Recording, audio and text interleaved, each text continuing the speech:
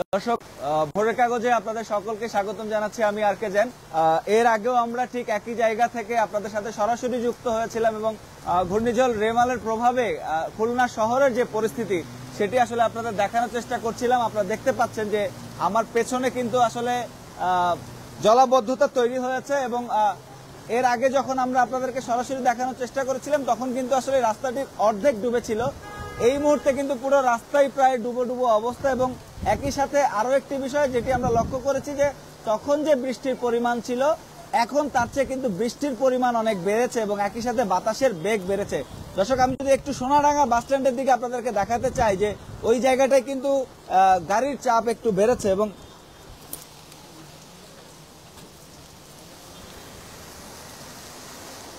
ওইখানে যে গাড়ির আপনারা দেখতে পাচ্ছেন যে সোনাডাঙ্গা বাস স্ট্যান্ডের আসলে ওই এলাকাটা সোনাডাঙ্গা বাস স্ট্যান্ড এলাকা।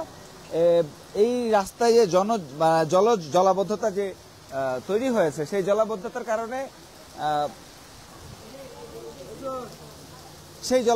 কারণে কিন্তু এই যে সামনে দিয়ে কোনো মানুষ আসলে যাতায়াত করতে পারছেন না এবং এইখানে যে ফুটপাথটি আছেন সেটিও কিন্তু আসলে সাধারণ মানুষ ব্যবহার করতে পারছেন না।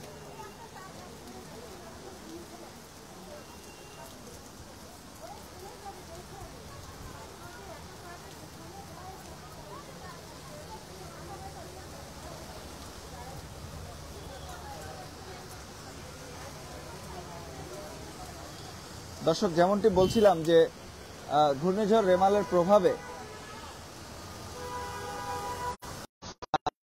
আজকে সকাল থেকে যে বৃষ্টি শুরু হয়েছে সেই বৃষ্টির কারণে কিন্তু এই প্রধান সড়কের জলাবদ্ধতা সৃষ্টি হয়েছে এবং আপনারা দেখতেই পাচ্ছেন সরাসরি যে এই জলাবদ্ধতার কারণে কিন্তু আসলে একদিকে বৃষ্টির কারণে যেমন জনজীবন বিপন্ন হয়েছে, একই সাথে এই জলাবদ্ধতাও কিন্তু আসলে প্রতিকূলতা তৈরি করছে স্বাভাবিক মানুষের চলাচলের জন্য। এবং এই বৃষ্টির কিছুক্ষণ আগে আমরা দেখেছি যে এখানে কিন্তু আগের যে বৃষ্টির গতিবেগ ছিল তার চেয়ে গতিবেগ বৃষ্টির বেড়েছে এবং একই সাথে কিন্তু বাতাসের যে বেগ সেটিও কিন্তু আসলে বেড়েছে। দর্শক, ঘূর্ণিঝড় রেমালের প্রভাবে এখন পর্যন্ত প্রায় সাতজনের মৃত্যুর খবর আমরা জানতে পেরেছি, যার মধ্যে চট্টগ্রাম, বরিশালের পটুয়াখালী, ভোলা, সাতক্ষীরা এবং এই খুলনার কিন্তু প্রায় বেশ কয়েকজন বাসিন্দা নিহত হয়েছেন।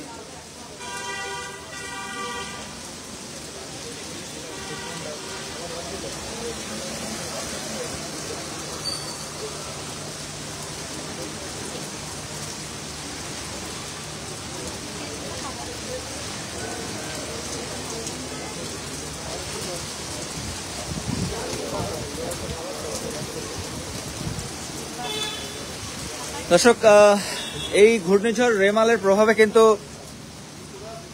আমাদের দেশের যে উপকূলীয় অঞ্চলগুলো রয়েছে বঙ্গোপসাগরের সৃষ্টি নিম্নচাপ থেকে তৈরি এই ঘূর্ণিঝড় রেমাল উপকূলীয় অঞ্চলে কিন্তু আঘাত এনেছে গতকাল রাত 12টা থেকে এবং সেই রেমালের প্রভাবে কিন্তু এখন পর্যন্ত প্রায় 7 জনের নিহতের খবর পাওয়া গেছে।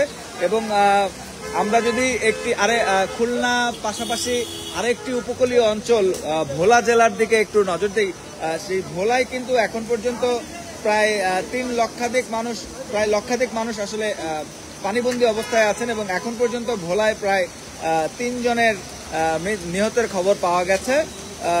ভোলার ঢালচর, চরকুকরি, মুকরি, মনপুরা সহ বহু এলাকার মানুষ আসলে পানিবন্দী হয়ে আছেন। এছাড়াও শহরের যে শহর রক্ষা বাঁধ রয়েছে সেটি ধসে কিন্তু প্লাবিত হয়ে গিয়েছে ভোলার বেশ কয়েকটি এলাকা। এখন পর্যন্ত ভোলায় যে কটি 3 জনের মৃত্যুর খবর পাওয়া গেছে এর মধ্যে ভোলার দৌলত খানের ঘরের ভেতরে গাছ চাপা পড়ে মাইশা নামে এক শিশুর মৃত্যু হয়েছে। এদিকে আজ ভোর 4টার দিকে ভোলার পৌরসভার 2 নম্বর ওয়ার্ডের এই ঘটনাটি ঘটে আসলে। আর এছাড়াও ভোরে এই ঘূর্ণিঝড় রেমালের প্রভাবে লালমোহনের চর উমেদ গ্রামের বাসিন্দা আব্দুল কাদেরের স্ত্রী মনেজা খাতুন নামে একজন নারীর মৃত্যু হয়। এছাড়াও ভোলার বোরহানুদ্দিন উপজেলার সাতরা ইউনিয়নের 6 নং ওয়ার্ডের পঞ্চায়েত বাড়ির জাহাঙ্গীর পঞ্চায়েতের ওপর গাছের ডাল ভেঙে পেটের মধ্যে ঢুকে গেলে তাকে হাসপাতালে নেওয়ার পর তিনি আসলে মারা যান।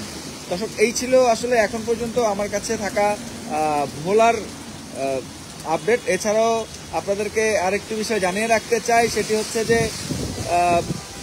এই ঘূর্ণিঝড় রেমালের প্রভাবে আপনারা দেখতে পাচ্ছেন যে বাতাসের বেগ কিন্তু বেড়েছে বৃষ্টির।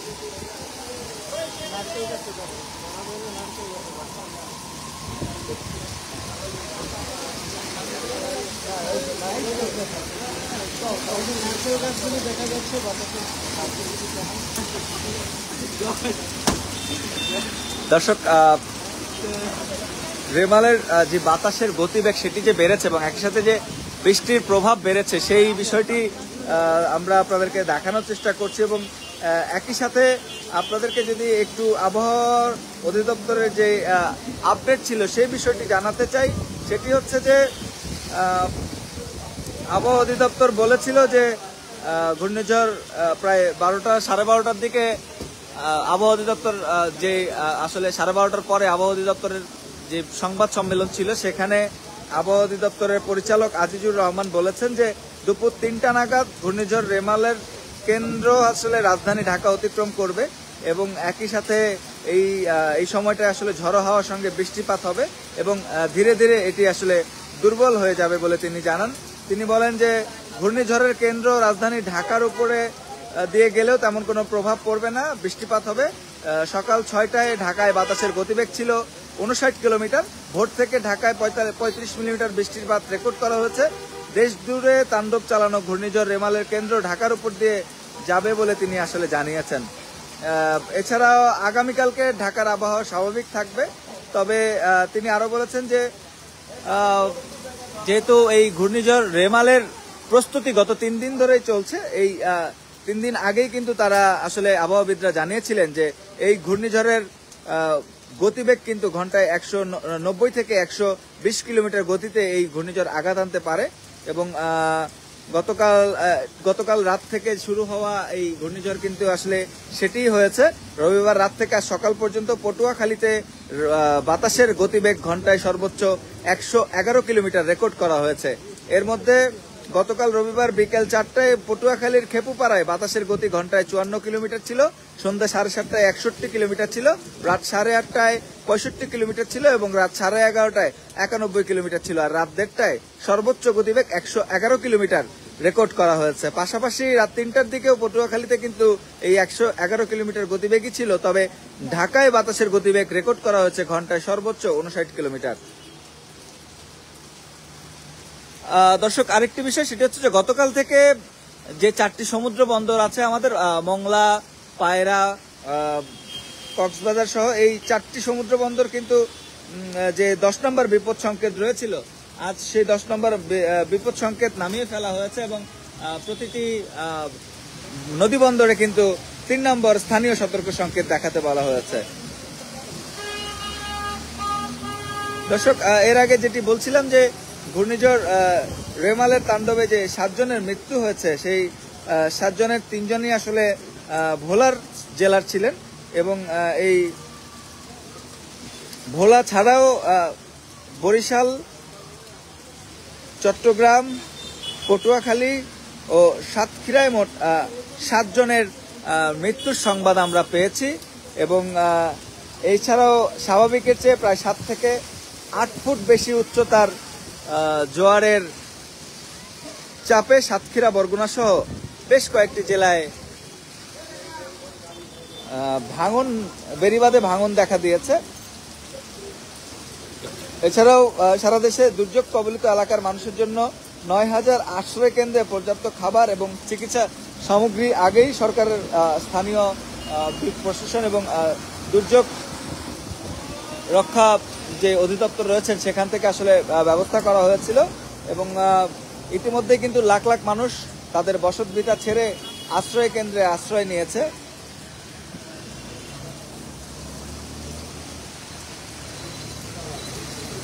দর্শক, যেমনটি বলছিলাম যে এই ঘূর্ণিঝড় রেমালের প্রভাবে কিন্তু উপকূলীয় যে অঞ্চলগুলো আছে সেই অঞ্চল কিন্তু বেশ ক্ষতির সম্মুখীন রয়েছে।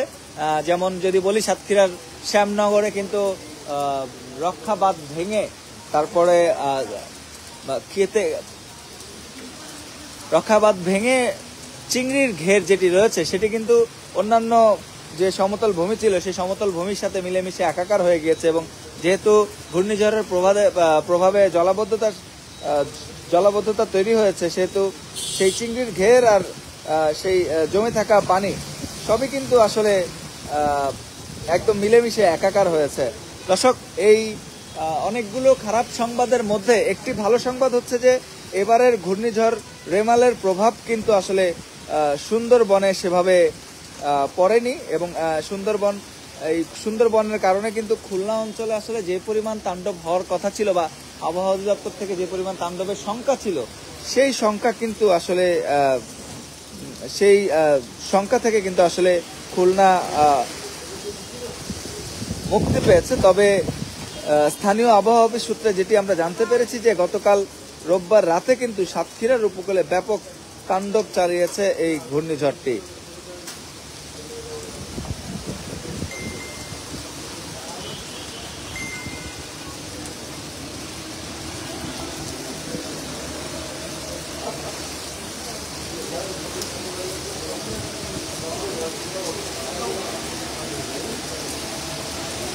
দর্শক, এই ঘূর্ণিঝড় রেমালের তাণ্ডব যে শুধুমাত্র খুলনায় বা এই নদী উপকূলীয় অঞ্চল বরিশাল, ভোলা, পটুয়াখালী এসব এলাকায় পড়েছে শুধু তাই নয়, চট্টগ্রামেও কিন্তু এর প্রচুর প্রভাব পড়েছে। চট্টগ্রাম কিন্তু পানিতে ডুবে আছে। একই সাথে রাজধানী ঢাকাও কিন্তু এই ঘূর্ণিঝড় রেমালের প্রভাবের শিকার হয়েছে, কারণ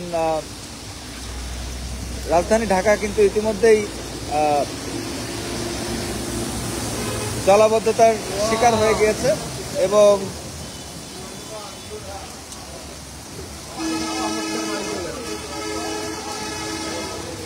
দর্শক, যেটি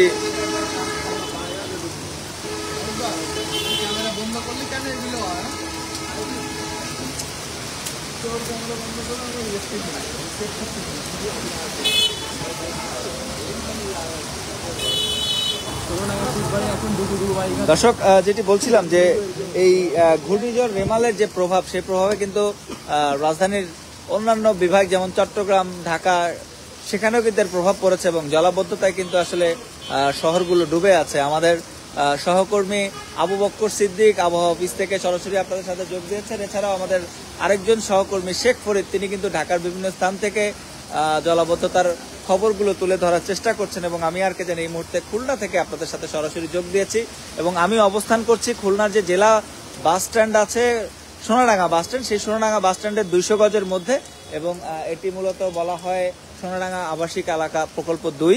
আমি সেটার সামনে অবস্থান করছি এবং আপনারা কিন্তু দেখতে পাচ্ছেন যে এখানে বৃষ্টির কারণে সকাল থেকেই যেহেতু বৃষ্টি হচ্ছে, মধ্যরাত থেকে গুড়ি গুড়ি বৃষ্টি ছিল কিন্তু সকাল থেকে সেই বৃষ্টির পরিমাণ বেড়েছে এবং দুপুর 3টার পর থেকে এই বৃষ্টির পরিমাণ কিন্তু আরো বেড়েছে এবং কিছুক্ষণ আগে আমরা দেখাচ্ছিলাম যে বৃষ্টির সাথে কিন্তু বাতাসের বেগও অনেক বেড়েছিল।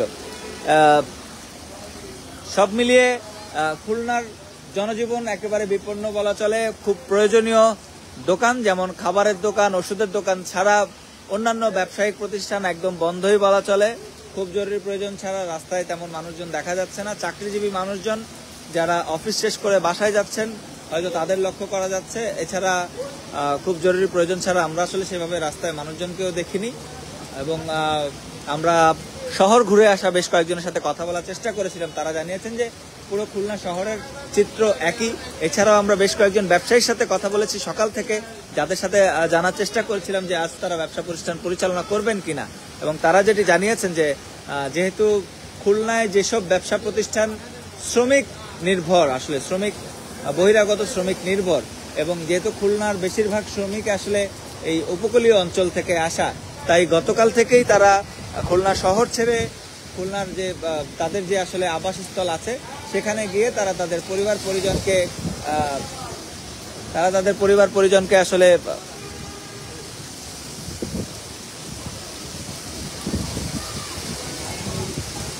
দুঃখিত, তারা তাদের পরিবার পরিজনকে উপকূলীয় তাদের যে আসলে সুরক্ষা কেন্দ্র রয়েছে সেই সুরক্ষা কেন্দ্র, আশ্রয় কেন্দ্রের তারা তাদের পরিবারকে নিয়ে চলে গিয়েছেন এবং সেখানে তারা নিরাপদ অবস্থান করছেন। তাই আজ বহিরাগত শ্রমিক শূন্য বলা যায় এই খুলনা শহর। সে কারণে কিন্তু যেসব ব্যবসা প্রতিষ্ঠান রয়েছে তারা তাদের শ্রমিক নির্ভর যেসব ব্যবসা প্রতিষ্ঠান রয়েছে তারা কিন্তু তাদের ব্যবসা প্রতিষ্ঠানগুলো বন্ধ রেখেছে। দর্শক, যেমনটি বলছিলাম যে এই রেমালের প্রভাব কিন্তু আসলে নানা জায়গায় পড়েছে। তার মধ্যে আরো একটি বড় জায়গা হচ্ছে মোবাইলের নেটওয়ার্ক। এই ঘূর্ণিঝড় রেমালের কারণে কিন্তু প্রায় 10,000-এরও বেশি মোবাইলের যে নেটওয়ার্কের যে টাওয়ার রয়েছে সেই টাওয়ার আসলে তাদের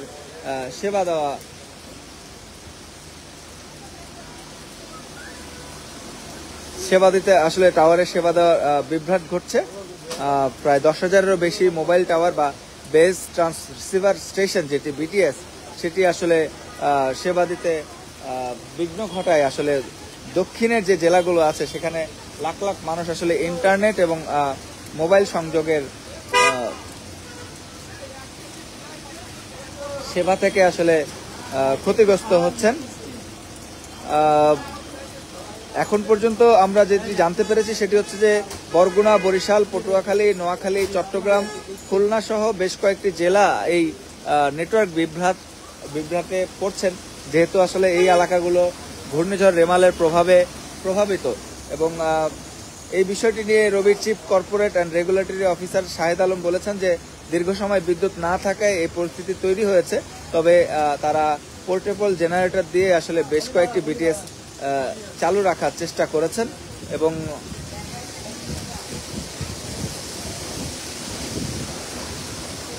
টেলিকম কর্মকর্তারা আসলে যেটি বলছেন সেটি হচ্ছে যে একটি বিটিএস এর জন্য স্ট্যান্ডার্ড ব্যাটারি ব্যাকআপের সময়কাল হচ্ছে সাধারণত 4 থেকে 8 ঘন্টা।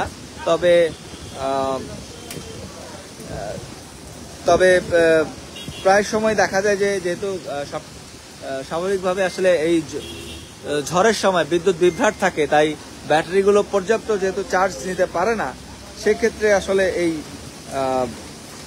পর্যাপ্ত চার্জ নিতে না পারার কারণে ব্যাটারিগুলো কিন্তু আসলে তাদের যে পর্যাপ্ত ব্যাকআপ দেওয়ার কথা সেই ব্যাকআপটি কিন্তু আসলে দিতে পারে না। সে কারণে আসলে এই ব্যাটারি থেকে যে 4 থেকে 8 ঘন্টার ব্যাকআপ পাওয়ার কথা সেটি কিন্তু আসলে বিটিএস গুলো পাচ্ছে না, এবং সেই কারণে কিন্তু আসলে মোবাইল নেটওয়ার্কের যে বিভ্রাট সেটি আসলে তৈরি হচ্ছে।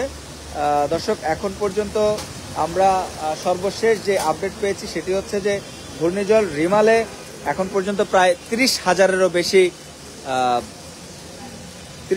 বেশি ঘরবাড়ি বিধ্বস্ত হয়েছে এবং প্রায় 10 জনের মৃত সংখ্যা দাঁড়িয়ে মোট 10-এ এসেছে, যেটি আমরা তখন 7 ছিল। কিছুক্ষণ আগেই সেই বিষয়টি আমরা নিশ্চিত করতে পেরেছি যে গতকাল রাত থেকে আজ সোমবার দুপুর পর্যন্ত শুধুমাত্র বরিশাল বিভাগেই 7 জনের মৃত্যু হয়েছে। এই বরিশাল বিভাগে 7 জনের মধ্যে ভোলায় 3 জন, বরিশালে 3 জন এবং পটুয়াখালীতে 1 জন মারা গেছেন। এবং যারা মারা গেছেন তাদের বেশিরভাগই কিন্তু গাছের নিচে চাপা পড়ে কিংবা দেয়াল চাপা পড়ে মারা গিয়েছেন। এছাড়াও ঘূর্ণিঝড়ের আঘাতে কিন্তু খুলনায় 2 জন মারা গিয়েছেন বলে খুলনার বিভাগীয় কমিশনার নিশ্চিত করেছেন। তিনি বলেছেন যে ঘূর্ণিঝড়ে এই বিভাগে প্রায় 1,23,000-এর বেশি ঘরবাড়ি ক্ষতিগ্রস্ত হয়েছে এবং প্রায় 31,000 বাড়ি পুরো বিধ্বস্ত হয়েছে। এদিকে বটিয়াঘাটা থানার ভারপ্রাপ্ত কর্মকর্তা রিপন কুমার জানিয়েছেন যে গতকাল ঘূর্ণিঝড়ের আঘাতে বটিয়াঘাটা উপজেলার সুরখালী ইউনিয়নের একজন মারা গিয়েছেন। তার বাড়ির পাশে যে আসলে যেই জাম গাছ রয়েছে সেই জাম গাছটি তার বাড়িতে পড়ে গেলে তিনি সেই গাছ চাপায় মারা যান। তবে তার পরিবার এবং স্ত্রী এবং সন্তানদেরকে তার আগেই তিনি তার শ্বশুর বাড়িতে আসলে পাঠিয়ে দিয়েছিলেন, যার কারণে বাসায় তিনি ছাড়া আর কেউ ছিল না। এছাড়াও চট্টগ্রামে প্রবল বৃষ্টি ও ঝড়ো হাওয়ায় নগরের একটি বাড়ির দেয়াল ঘষে একজনের মৃত্যুর ঘটনা ঘটেছে, যেটি আসলে চট্টগ্রামের বাইজিদ এলাকা। এই বাইজিদ এলাকায় গতকাল এই ঘূর্ণিঝড়ের বাতাসের প্রভাবে আসলে একটি দেয়াল ধসে একজনের মৃত্যু ঘটে। চট্টগ্রামের বিভাগীয় কমিশনার তোফায়েল ইসলাম চট্টগ্রামের ক্ষতিগ্রস্ত ক্ষয়ক্ষতি নিয়ে আসলে যেটি জানিয়েছেন সেটি হচ্ছে যে এই ঘূর্ণিঝড়ের কারণে আসলে চট্টগ্রামের যোগাযোগ ব্যবস্থায় খুব বেশি আসলে বিঘ্ন হয়েছে, যার কারণে এখন পর্যন্ত পুরোপুরি পরিস্থিতি সম্পর্কে তিনি জানেন না। তবে ঘূর্ণিঝড়ে বেশ ক্ষয়ক্ষতি হয়েছে বলে তিনি জানিয়েছেন। পরিস্থিতির উন্নতি হচ্ছে, এই অঞ্চলে কোনো হতাহতের ঘটনা নাই বলেও তিনি আর কোনো হতাহতের ঘটনা ঘটবে না বলেও তিনি আসলে আশ্বাস দিয়েছেন। দর্শক, এই ছিল খুলনা থেকে ঘূর্ণিঝড় রেমালের প্রভাবের আমার কাছ থেকে সর্বশেষ আপডেট। এবং সর্বশেষ আপডেট অনুযায়ী যেটি বলছিলাম সেটি হচ্ছে এখানে সকাল থেকে গুড়ি গুড়ি বৃষ্টি থাকলেও সকাল দুপুর 12টা থেকে হালকা হাওয়া এবং মাঝারি গতিবেগে কিন্তু আসলে বৃষ্টি শুরু হয়। তবে 3টার পর থেকে কিন্তু এখানে বৃষ্টির সাথে সাথে বাতাসের গতিবেগও বেড়েছে, যেটি আমরা দেখানোর চেষ্টা করছিলাম। এবং একই সাথে এই বৃষ্টির কারণে কিন্তু সকাল থেকেই আসলে খুলনা শহরে জনজীবন বিপন্ন। শুধুমাত্র উপকূলীয় অঞ্চল নয়, খুলনা শহরেও কিন্তু আসলে এই রেমালের প্রভাব প্রচুর পড়েছে। এবং সাধারণ জনগণ কিন্তু আসলে শহরে খুব বেশি প্রয়োজন ছাড়া বের হচ্ছেন না বললেই চলে। যারা চাকরি করেন তারা আসলে তাদের কর্মস্থলে গিয়েছেন এবং কর্মস্থল থেকে ফিরছেন। এবং একই সাথে এই শহরের আসলে যেই ব্যবসা প্রতিষ্ঠানগুলো রয়েছে, খুব বেশি প্রয়োজনীয় অতীব গুরুত্বপূর্ণ যেসব খাবারের দোকান এবং ঔষধের দোকান ছাড়া আসলে অন্যান্য ব্যবসা প্রতিষ্ঠানগুলোকে আসলে সেভাবে খোলা থাকতে দেখা যায়নি। এখন পর্যন্ত এই ছিল আমার কাছে ঘূর্ণিঝড় রেমালের সর্বশেষ আপডেট। আপনাদের সকলকে অনেক অনেক ধন্যবাদ এবং কৃতজ্ঞতা জানিয়ে বিদায় নিচ্ছি খুলনা শহর থেকে। হয়তো আবার নতুন কোনো আপডেট নিয়ে আপনাদের সাথে হাজির হব। সেই পর্যন্ত ভোরের কাগজের সাথে থাকুন, ভালো থাকুন, সুস্থ থাকুন, সবার আগে নিরাপদে থাকুন।